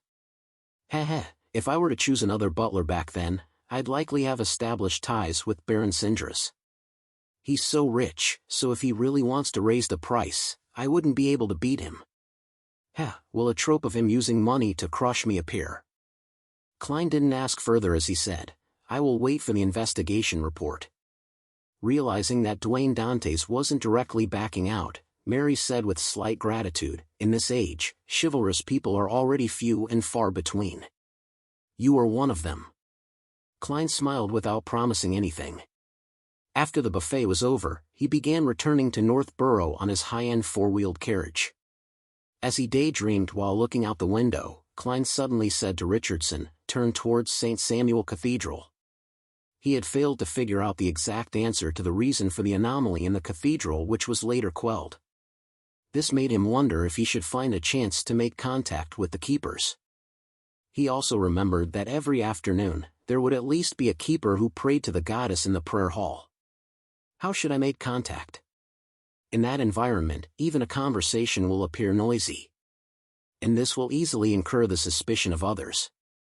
Klein frowned slightly as he decided to observe before coming up with a solution. The carriage didn't change direction as it continued driving towards Buckland Street, but it didn't stop and instead continued past it. Inside the carriage, Klein closed his eyes to calm his slightly anxious feelings. Chapter 799, Spying. Northborough, St. Samuel Cathedral. Just as Klein entered the main prayer hall, he used the points of light that shone from the back of the altar to survey his surroundings, taking in all the believers inside. In one glance, Klein rapidly locked onto a target. He followed the aisle and walked forward without showing any abnormal signs.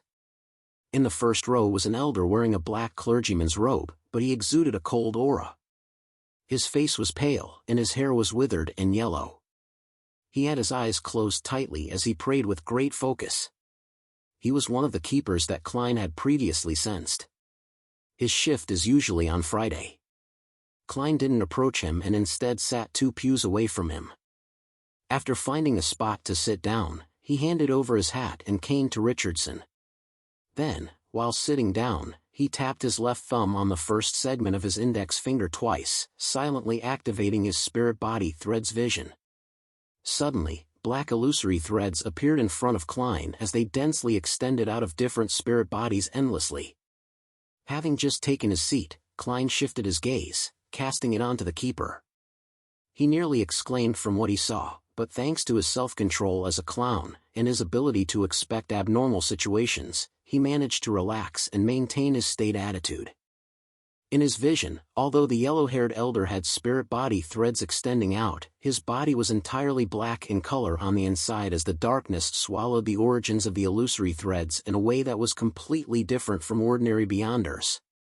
Indeed, they have already been eroded by the core seal, causing a mutation at the level of the soul. From the looks of it, the problem is closer to my second guess. They are, in a sense, part of the core seal. Once they show signs of losing control, they will immediately trigger the item's instinctive reaction that forcefully quells them. It's no wonder the keepers need to be a voluntary role and be advanced in their years. They probably understand the outcome. Klein sighed as he prepared to deactivate his spirit body thread senses and retract his gaze. At this moment, he saw a pair of eyes. They were black without any emotions within. Beside the eyes, there were pronounced wrinkles that extended bit by bit, as though they were distorted, strange mysterious symbols. They were the keeper's eyes. At some point in time, he had straightened his body, turned around, and looked blankly at Dwayne Dante's. Klein's scalp instantly went numb as he forced a smile and nodded at him as though it was a normal meeting of eyes. The keeper slowly moved his head as a response. Then, Klein felt as though he was extracted from his surroundings as things turned blurry before turning clear. At that instant, he knew that he had been pulled into a dream. Hence, as he maintained his image as Dwayne Dante's, he sized up his surroundings, only to realize that he was still inside St. Samuel Cathedral. However, all the pews were either damaged or overturned and strewn everywhere. It looked as though it had met with a raid. The altar up ahead was filled with cracks and weeds.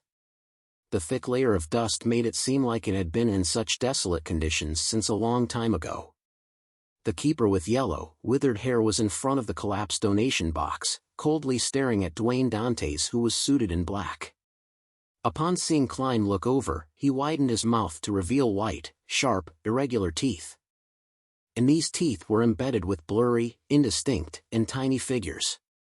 They had complete facial features and limbs, and their expressions were different but were colored with the same pain as though they were imprisoned there and unable to escape. Grunt. The keeper's throat let out a growl that sounded like a beast as his back hunched over. By his spine and waist, his clothes swelled as 4 blood vessel-covered arms without any skin grew out. Right on the heels of that, they grew fine black hair as the tips of his fingers grew sharp nails with a smacking sound. In just 3 short seconds, the keeper who looked normal had turned into an 8-legged monster that sprawled on the ground. It looked like a spider that had silently woven its web in the night while awaiting its prey, and also like a deformed black wolf that struck intense fear into one's heart. Meanwhile, 2 gigantic palms filled with black hair extended out of the desolate altar without any warning. They pressed onto the sides as black gas condensed into slippery tentacles that extended in every direction. Soon, they filled the entire prayer hall.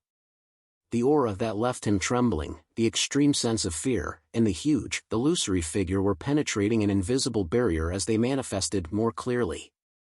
He lost control? That keeper lost control? Klein stood there, subconsciously wishing to react and use his uniqueness to forcibly escape the dream, but suddenly, he figured out the series of events that had happened. His expression changed as he wore a terrified expression as he ran to the door, trembling. It looked like he was struggling in a dream. In the time it took to take a breath, a dark chill spread out from the outside world like a tidal wave, inundating the entire dream and quelling everything. Klein snapped his eyes open and realized that he had fallen asleep at some point in time. As for the yellow-haired keeper, he had long turned his head to continue praying. Dwayne Dante's eyes darted around as he looked around in horror as though he was still immersed in the dream and unable to escape the horror that had gripped him. After nearly a minute, he took 2 deep breaths and looked at the sacred emblem again, drawing a sign of the crimson moon on his chest. Only then did Klein have the time to recall the experience he had and began speculating as to what had happened. As I had spied on his spirit body threads, it caused him to show signs of losing control, thus, causing an excessive reaction by pulling me into a dream and attempting to deal with me. Later, the core seal behind Channy's gate sensed the anomaly and quelled the problem. Now, the crux of the matter is if the Keeper still remembers the source of his near mutation. If he's already used to it, he should find the cause of the problem very vague considering his present state. Of course, it might not be my problem. Perhaps he was already on the brink of losing control. Klein looked at the elder once again to observe what he would do next to determine how he should react. If all else fails, I'll directly use creeping hunger and escape with traveling. Klein rapidly made up his mind as he patiently waited for the possible repercussions. A few minutes later, he saw Bishop Electra walk in from the side door towards him. Klein's heart tightened as he spread open his left fingers in preparation to activate creeping hunger. At that moment, he suddenly had an idea and stopped his actions. If the Keeper has already informed the bishops about my problematic situation via a dream, I would be the victim of a collective assault by the Church's Beyonders. After all, pulling me into a dream can avoid harming the other believers. Therefore, they have no need to find a bishop I'm familiar with to come over. It's likely more to extend their regards and to placate me. Klein retracted his gaze and continued a praying pose. In less than a minute, he finally sensed someone approach as he looked up and saw Bishop Electra softly say, "You don't look too well?" I fell asleep without realizing it and had a nightmare.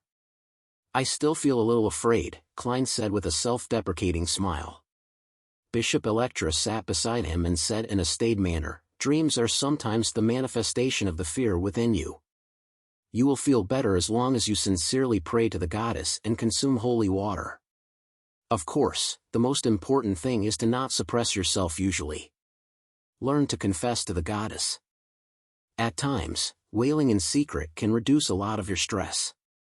Klein secretly observed the bishop's attitude and read his tone before heaving a sigh of relief. "I understand."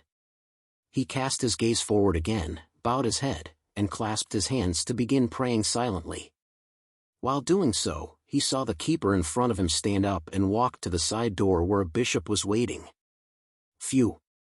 Klein silently exhaled as he truly became one with the serene environment. Suddenly, he heard a voice that was his, but it wasn't something that he could control. "Did you think what you did was well hidden?" "No. Not at all. Have you forgotten that you've touched the Evernight Goddess's holy artifact?" Chapter 800, Psychologically Becoming Better. Who is it? Who is the one speaking? Klein's muscles tensed up as he nearly opened his eyes.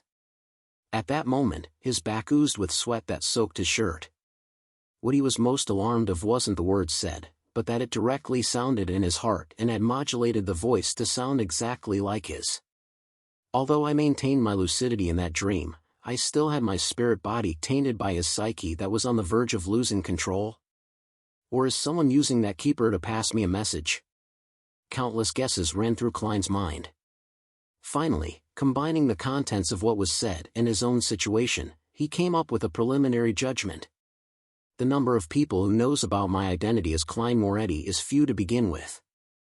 Likewise for those who know that Klein Moretti had once sworn an oath while touching a holy artifact. Furthermore, there's almost no intersection between the two.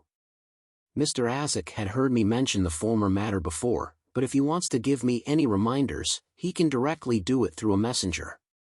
There's no need to use such a frightening method. Well, Oseptin might know, after all, he's a snake of Mercury who represents fate. But by the same logic, he can directly contact me. Of course, I can eliminate the possibility that he suddenly had the thought of frightening me. I just thought in the afternoon about having a chance of becoming his godfather. The Antigonus family's notebook had corrupted the Keeper, just like how it used the misfortune cloth puppet to deliver the symbol. But if it really is the Antigonus family's notebook, why didn't it just give me the potion formula directly? Or try negotiating with me to help in a notebook jailbreak? St. Samuel Cathedral is the headquarters of the Backlund Diocese, making it at a higher level than St. Selena Cathedral. That notebook shouldn't have the ability to do anything further. It should be securely sealed. Apart from them, there is only one entity who is aware of both matters, the Evernight Goddess.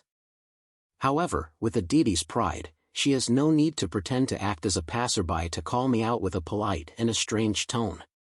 I'm in St. Samuel Cathedral, so all she needs to do is produce a revelation, and dozens of beyonders will appear to mow me down.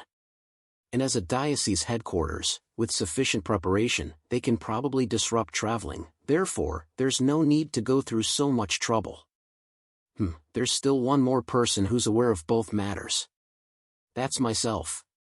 Before planning my operation, I've actually considered the corresponding problem.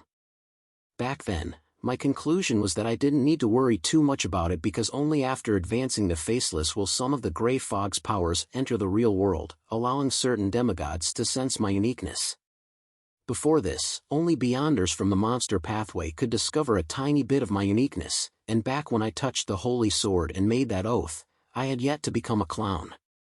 Just because of the secret connection established from the oath, it made the goddess slowly sense something about me. It's been so long, and I haven't seen her take any action. That female angel, she should be an angel. She had even smiled at me when she wiped away Mr. A. Therefore, the goddess might be happy to see me take away the Antigonus family's notebook. Although I'm not sure of her motives, I can only accept it and subsequently think of ways to deal with it at my current level. This is ultimately safer than climbing the main peak of the Hornacis mountain range. Of course, that's built on the premise that the lady which wiped away Mr. A is an angel of the church. Although I had undergone all kinds of acting during the Faceless stage and got to know myself well, I've consumed additional potions without completely digesting them. And marionettist requires every marionette to adhere to a specific persona. This also easily causes a personality dissociation. Also, to steal the Antigonus family's notebook and to act as Dwayne Dante's, I'm under immense stress. I am subconsciously wavering and am suspicious. In this state, the Keeper's corrupted psyche of nearly losing control had agitated my spirit body, causing me to have a split personality. Just as Klein thought of this, the familiar yet unfamiliar voice resounded in his mind again. Your considerations are too idealized. All of your actions are fundamentally all thanks to luck. If that high-ranking deacon, Crestet Sesamir, with the Holy Sword was here in Backlund to handle Beyonder cases, can you guarantee that the Holy Sword wouldn't sense you when you are in the same cathedral? Both of you are linked by an oath. If Deacon Sesamir were to come, I'll abandon this plan. Besides, it's also not possible to avoid it ahead of time. I'll find an excuse or reason to be out of town for some time. Klein mumbled inwardly. Then, he heard the voice belonging to himself sound in his mind. This makes it a situation prone to too many accidents and unpredictable developments. Before coming to the cathedral, didn't you also not consider that the mere observation of spirit-body threads would result in a mutation? My nervousness back then was the anxiety that something happened beyond my expectations. However, as it's a mere observation without me making any direct contact, I didn't believe that there would be too great a problem. I should be more cautious in the future. Also, accidents and developments exist for everything. Who exactly are you? Klein closed his eyes as he pretended to focus on praying. The voice hesitated and said, I'm Klein. You are Zhou Mingrui. No, I'm Zhou Mingrui. You are Klein. Indeed. Klein felt his hair stand on end once again. He decided to leave St. Samuel Cathedral immediately, return home, and resolve the problem of his character dissociation. When the symptoms first appear, the situation is easier to resolve. Once the other personality stabilizes and becomes stronger, it will begin to snatch control of the body. I might even need external help when that happens. He opened his eyes and looked at Electro with a tranquil expression. I feel like I've calmed down. Ever since I got a mental illness, my mind is a lot better. As he spoke, Klein inwardly gave a self-deprecating comment. He enjoyed lampooning, partially because it was in his character to do so, and partially to enforce his personality. It was ultimately to remind himself who he was, so as not to lose himself to his acting. Bishop Electra smiled. "May the goddess bless you." As he spoke, he took a cup of water from a priest's hand and passed it to Dwayne Dante's. Without any explanation needed, Klein knew that it was holy water. He often drank it in the past, hence, hiding his anxiety, he received it in a composed manner and downed it. A refreshing feeling slushed down his throat, jolting his mind as he became a lot more awake. Even the voice in his mind weakened. This has the effect of placating the spirit body. The Church does view Dwayne Dante's with great importance. Of course, this is created by their beyonders. As Klein nodded at Bishop Electra, he drew the sign of the Crimson Moon and stately walked to the altar and donated £50 into the donation box. After doing everything, he led Richardson and left the cathedral, riding the carriage back to Buckland Street. On his trip back, he didn't feed the pigeons, because an ordinary person who had just encountered something would hardly have the peace of mind to do so. After returning home, the silent Klein used the excuse of an afternoon nap to dismiss his servants. In his master bedroom's bathroom, he took 4 steps counterclockwise and headed above the gray fog. Passing through the roars and ravings, he didn't feel his body be purified. He was increasingly certain that the voice in his mind originated from himself. It was a result of being corrupted and agitated, causing a character dissociation. Sitting in the high-back chair of the fool, Klein immediately studied his spirit body's situation. He discovered that there were some signs of chaos without it being pure. The corresponding aura colors were somewhat spotted. After seriously contemplating for 2 minutes and ignoring the echoing noise in his head, Klein conjured the world Gehrman Sparrow and made him devoutly pray, "Honorable Mr. Fool, please inform the moon that I wish to rent the mental terror candle for half a day. I know he has the means of obtaining it." Very early on, his identity as the world had been prepared for Sherlock Moriarty, so Klein wasn't worried about it. South of the bridge, Harvest Church. Emlyn White, who was anticipating his obtaining of Lilith's ring in the evening, suddenly saw the endless gray fog and heard the world. Alarmed, he muttered in silence, "How does he know that I can get the mental terror candle?"